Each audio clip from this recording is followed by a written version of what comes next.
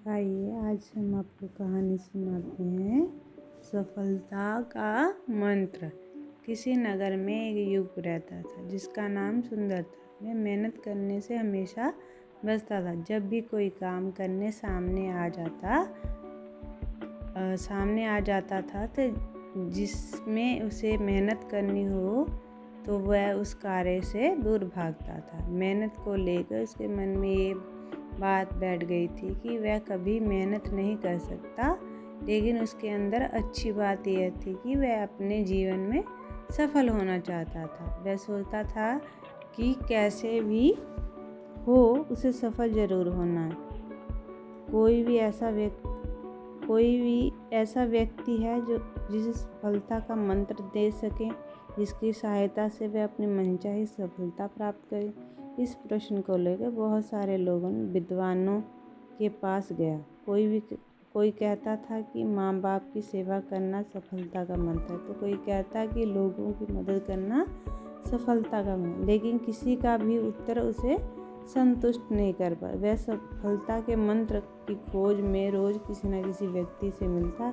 इस मंत्र को पाने के लिए उसने अपने दिन में और रात एक कर दिए थे, लेकिन कोई भी उसे सफलता का मंत्र नहीं बता पा रहा था। एक दिन जब वह अपने नगर की एक सड़क से गुजर रहा था तो उसे एक साधु दिखा जिसे वो एक बहुत बड़ी भीड़ ने घेर रखा था। उस साधु को उसने पहले कभी अपने नगर में नहीं देखा था। साधु के बारे में पूछने पर पता चला कि साधु लोगों के प्रश्न के सटीक उत्तर देते हैं। आज तक कोई भी व्यक्ति उनकी उत्तर से असंतुष्ट नहीं हुआ। सुंदर की आंखों में चमक आ गई। उसने सोचा कि क्यों ना साधु से अपने प्रश्न का उत्तर पूछा जाए।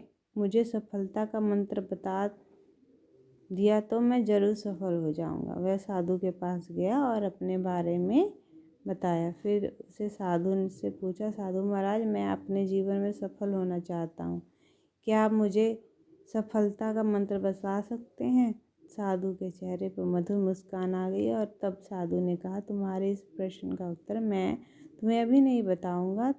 इस नगर में मुझे 10 दिन तक रुकना है। तुम कल आकर मुझसे मिलो। अगले दिन सुंदर साधु के पास पहुंच गया। उसे बोला, बताइए साधु महाराज, सफलता का मंत्र क्या है? मैं इस मंत्र को सुनना चाहता। भी साधु ने एक बहुत बड़ी सी मोटी सी किताब सुंदर को देते हुए कहा, अगर तुम सफलता का मंत्र जानना चाहते हो तो इसे तुम किताब को पढ़ना होगा। इस किताब के किसी एक पेज पे सफलता का मंत्र दिया गया है।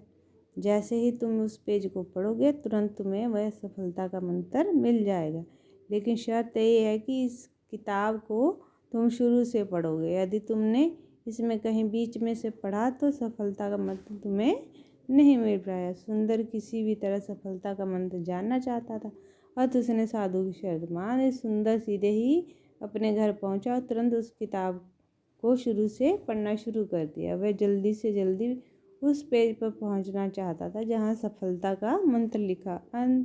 उसने किताब को लगातार पढ़ना जारी रखा। कब रात हुई कब दिन हुआ उसे बिल्कुल ध्यान नहीं था। सफलता का मंत्र पाने की उत्सुकता में वह खाना और पीना तक भूल गया था। हर समय किताब पढ़ता। नींद बहुत सताती तो कुछ देर सो जाता, लेकिन उठते ही फिर पढ़ने बैठ जाता। 7 दिन बाद जब किताब के आखिरी पेज पर पहुंचा तो उसे लगा कि ये किताब तो आखिरी पेज है।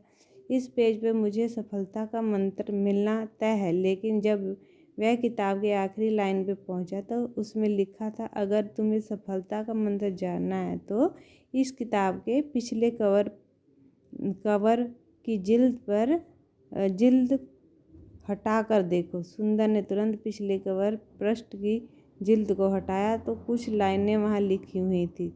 उन्हें पढ़ते ही वह खुशी से उछलने लगा और चिल्लाने लगा, मुझे सफलता का मंत्र मिल गया, मुझे सफलता का मंत्र मिल गया। इतना कहकर वह फिर से उन लाइनों को पढ़ने लगा जिसमें ये लिखा था, जिस तरह तुमने इस किताब को पढ़ने के लिए अपने दिन और रात एक कर दिए, तुम्हें अपने खाने पीने का ध्यान नहीं रहा, हर समय सफलता मंत्र खोजने के लगातार किताब पढ़ते रहे, हमेशा सफलता के मंत्र के बारे में सोचते रहे, तुमने अपना हर पल इस किताब की सफलता का मंत्र को ढूंढने में लगा दिया। किसी भी अन्य चीज़ के बारे में तुमने एक पल भी नहीं सोचा। लगातार उत्साह और लगन के साथ तुमने अपने प्रत्येक क्षण को मंत्र पाने में डुबो दिया। यदि इस ललक और दृढ़ इच्छा के साथ तुम दुनिया के किसी भी कार्य में सफलता को प्राप्त करना चाहोगे तो कोई भी तुम्हें सफल होने से रोक नहीं सकता। तो इस कहानी से हमें सीख क्या मिलती है कि किताब के पिछले कवर पृष्ठ की जिल्द के नीचे लिखे शब्द सफलता के मंत्र ही कहे जाएं, क्योंकि यदि आप किसी भी चीज़ को पाने के लिए अपना सब कुछ भूलकर अपना हर पल उस चीज़ को पाने में लगा देते हैं, तब खुद को अपने प्रत्येक पल को उस चीज़ पर केंद्रित कर देते हैं। तो अगर आपको ये कहानी पसंद आई हो तो प्लीज़ इसको लाइक, शेयर, कमेंट और सब्सक्राइब ज़रूर करें। धन्यवाद।